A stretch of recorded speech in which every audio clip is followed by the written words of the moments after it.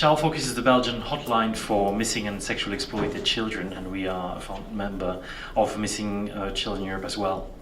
When Child Focus was founded almost 20 years ago, it was following the dramatic abduction of 6 children by Marc Dutroux.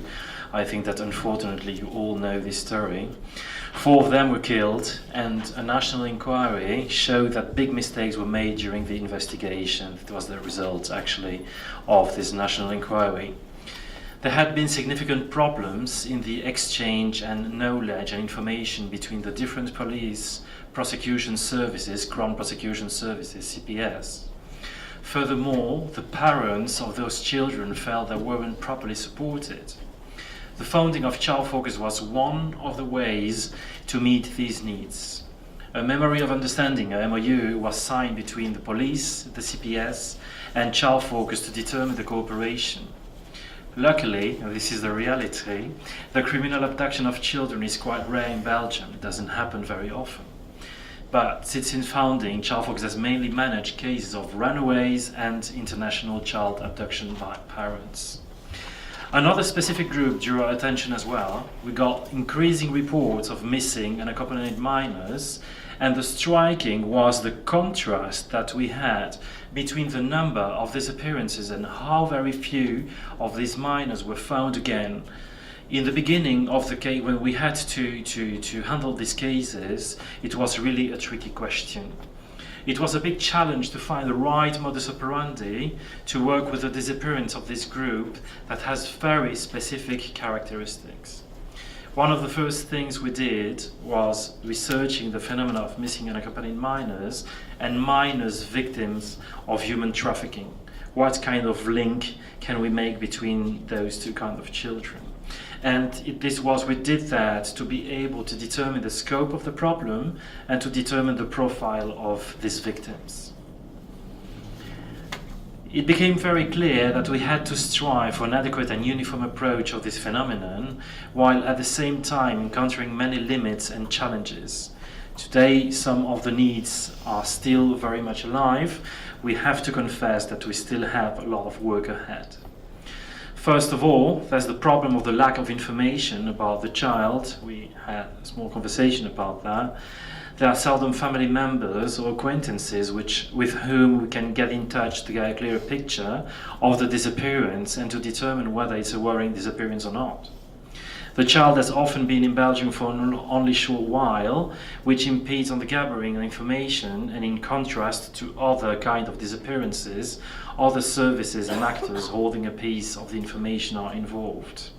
I'm going to make a link now with what Jan said. I totally agree that it's very important actually to make a difference between leaving and disappearing, but what we can stand actually in this country is that sometimes we have some police officers considering that by definition, because he's not unaccompanied minors, is anyway leaving, and it's never worrying actually.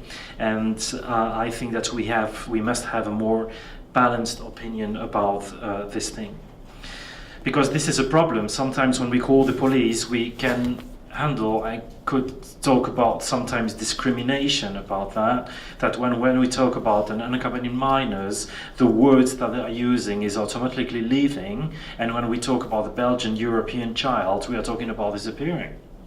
So this is quite strange.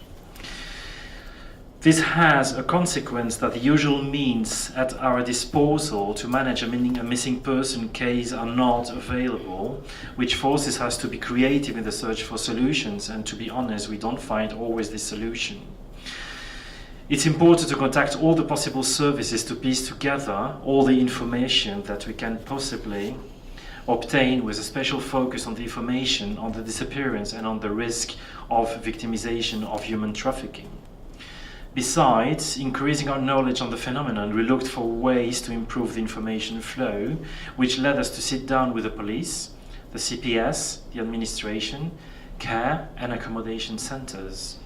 We drafted an MOU with the aim to prevent unaccompanied minors from disappearing from these shelters, or if they did, to try to localize them as quickly as possible. At this time, I think it was 5-6 years ago, the problem was mainly situated in this city, in Brussels, which is why we created a local MOU. Since then, the disappearance of unaccompanied minors occurs all over the country. Our attempts to elaborate this MOU to a national level have not succeeded, unfortunately. But it's very obvious that the problem has to be tackled on international as well on national level, and mainly on European level. A coherent European policy is missing. Every member state develops its own protectional systems, and there is an urgent need of a coherent European policy which gives adequate answers in the interest of these extremely vulnerable minors, and this is in line with the International Treaty of the Rights of the Child. Another topic is coming, and we talked already about that. We all see flows of refugees on television coming from Syria and other countries. Biggie gave us a lot of information about that. Some of them have been split from their parents and children during their journey, and charities member of missing children can bring an added value to try to reunite the family members, and I think actually that Greece is doing really an outstanding work according to that.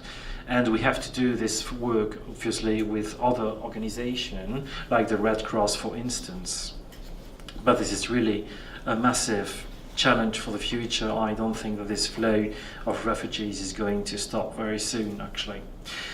Let me summarize you the values that we believe in our charity, and I think that I can extend those values to all the members of Missing Children Europe.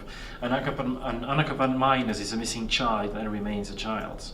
A missing child is important as European child missing, and we don't make any kind of difference on this issue. But times are very difficult, not very optimistic about that. Racism, exclusion, stressing on differences are increasing factors in our European states. Bricks come off the wall, and this is very worrying.